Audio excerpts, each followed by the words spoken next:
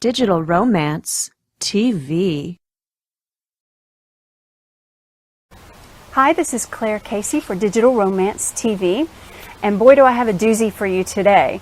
I have a letter from Rachel, who fell in love with a monk. No kidding. All right. She writes, 8 years ago, I met a man and fell in love. For a whole year, we had a wonderful friendship, but I wasn't ready for more. One day, he had news for me. He wanted to say goodbye because he decided to become a monk, and he wanted my blessings. Well, I was devastated. And for several years, even though I saw other guys, I waited for him. Well, recently, he left the path of celibacy and renewed our contact. He hasn't said anything about commitment, but he has said that he would like for us to remain best friends.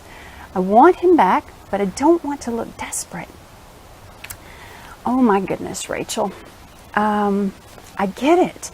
I totally get how we fall in love with guys who are just maybe so wrong for us, and yet there are good reasons for it. You want a man who's a good man, who's like a superhero for the force of all the things that are great and right and whole and healthy in the world.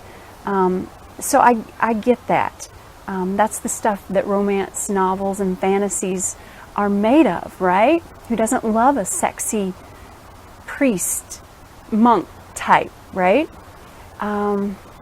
However, I have a question for you, and that is, you say he has left the path of celibacy.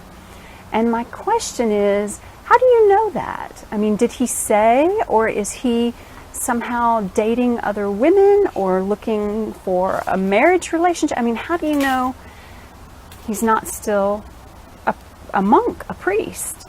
I'd be curious what evidence you have about that. And also, I appreciate that you were dating other guys, but I just got to say this. Never wait on a man, because you were dating, but you were waiting, really, on this other guy who just wasn't available to you. Sometimes we fall for guys who aren't going to be available to us, and that's what you did.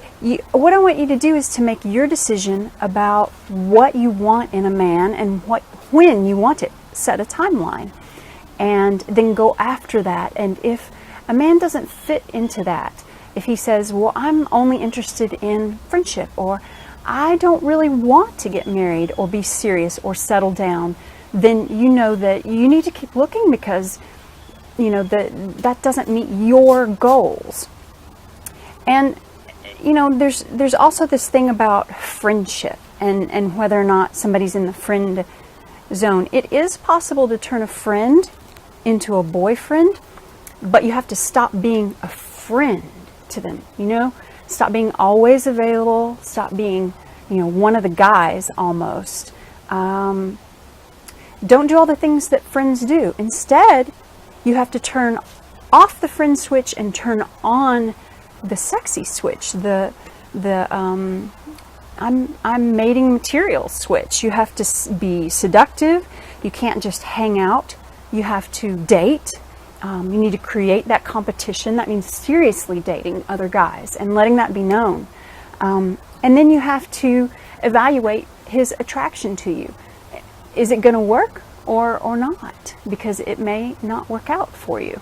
And you need to know that sooner rather than later, because you don't want to dump 5 or 6 or 7 or 8 years of your life into not knowing, or into just not having made any progress on your own goals. So hang in there.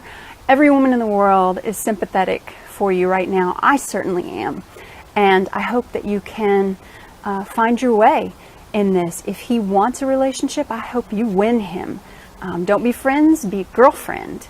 And if he doesn't want that, then go out and find the man who does, because he's waiting for you. And the longer you put it off, the longer it takes for you to find him, or let him find you. Okay? Thanks for listening. Take care.